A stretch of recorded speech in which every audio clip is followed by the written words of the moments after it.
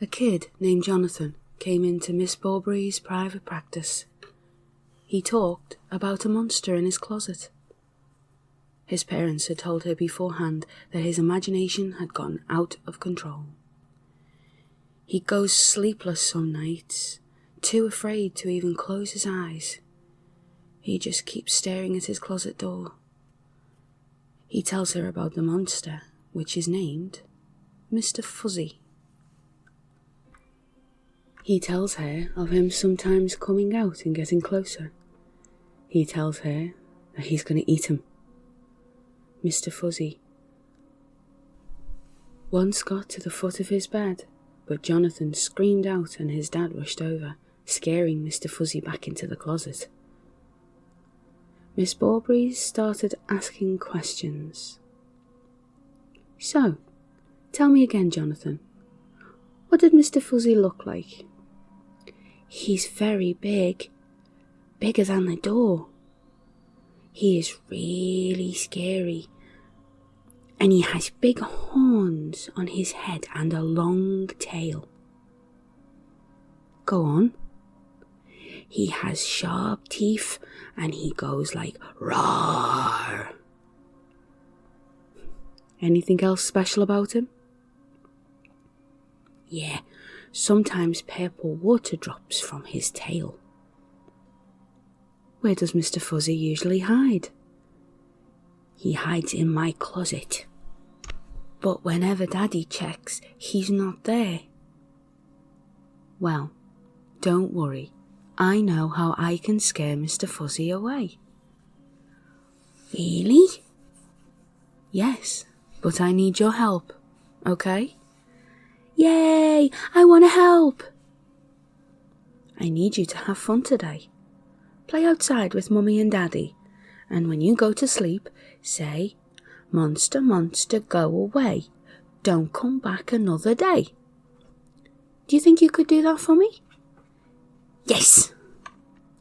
Okay, I'm counting on you. Now you go and have fun. Okay, thank you, Miss Bawbury. It's nothing. Goodbye. Bye! After the kid left, Hannah got up and went to a small room. She turned on the single dangling light bulb and opened the locker. Let's see. A hairy, big monster with horns and a poisonous tail. Where did I put the... there it is, she says to herself, and she grabs a shiny hand axe, decorated with weird symbols. With it, she grabs a small round shield, also decorated, but with circles around the middle. She puts them in the bag. She looks back in the locker, and her smile turns to a frown. I really don't want to use this, she says, but if it comes down to it, I'll have no other choice. I made that kid a promise after all.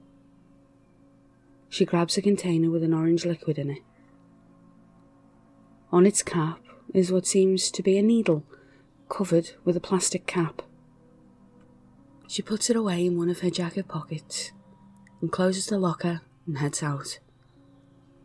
She arrives at the Loggerman's house, a medium suburban house with a backyard bordering a small forest. Their neighbours don't seem to be at home, so Hannah just enters from the back. She jumps up to the first floor and puts her hand against the middle window frame.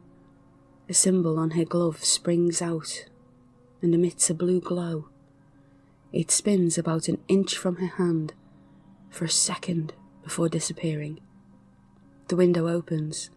She climbs up and enters Jonathan's bedroom. She opens the closet. Nothing, she smiles, and smacks the air with her right hand, this glove emitting a purple glow. Instead of air, she hits something fleshy. She quickly jumps back as a large fist barely missed her. Glad I take the precaution to prematurely dodge. That could have hurt quite a bit, she says. The large beast emerges from the closet, ducking and squeezing itself as it does. Hannah jumps out of the window and makes a run for it to the forest, rummaging through her bag while on the move. The monster looks at her for a bit, growling before following her. She runs deep into the forest, the monster slowly catching up. She stops, turns, dodging the charging beast. This should be deep enough. She throws her bag down and faces the monster. Axe and shield in hand, she charges it. It goes for a punch, but she dodges it, and she slices at its side. The monster roars from the pain. It begins to unleash a barrage of blows on her, but she keeps jumping back, and as she jumps, she lightly blocks the punches. The creature roars for a second before staring at her, the tail flailing towards her like a rocket. She blocks it with near inhuman reflexes. The force of the blows shoves her back a bit. As she was dodging, the pure white axe had been turned slowly red. It was now crimson. She rushes the beast again, and it goes for another punch. Putting its whole body behind it, Hannah hits its fist with her shield. An orange circle pops out, and the punch is sent back, knocking the beast almost over. She hacks into it with her axe. The veins of the beast almost pop out of it as the wound gets a matte black veil over it, letting no blood out. The creature whimpers in pain. "That should do it," she confidently declares. "Time for a well-deserved drink." The whimpers turn into growls. The growls turn into a roar. She looks back, but before even she realizes what was happening, the tail penetrates her stomach. The tail retreats back to its owner, leaving Hannah with a large hole that's spilling purple ooze. She falls to her knees. "Damn, not this again," she mumbles. She grabs the container and shoves the needle into her arm. She is met with a shockwave of pain. Her skin starts to turn purple. Her muscles grow, and so does she. "I hate you," she screams out in a deep voice. She's now twice her height and as tall as the monster, and 4 times her width. Her arms are the size of tree trunks and her legs are like roots. The monster charges at her, penetrates her chest with its horns. She stands her ground, but roars out in pain. She shoves it away. The wounds quickly close, and she deals out punishing blows, knocking the creature to the ground. She gets on top of it and starts wailing. The monster tries to block her attacks, but it can't hold out for long. Hannah's stabbed over and over again by the tail, but she doesn't show any reaction. Instead, she just lets out her frustration on the beast. Soon enough, the beast manages to push her off of it, but the damage has been done.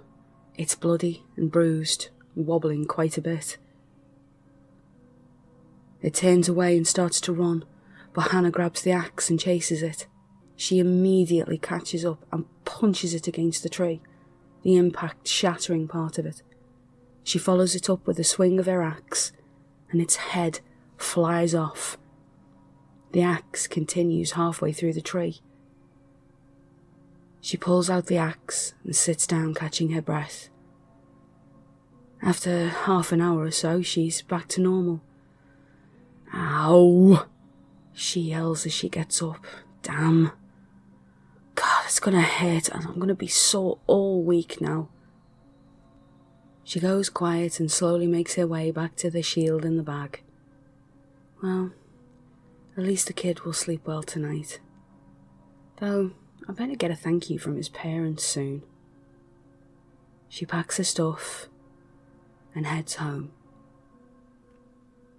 Well, my fiends, what did you think of this story? Certainly an interesting twist on a grim, don't you think?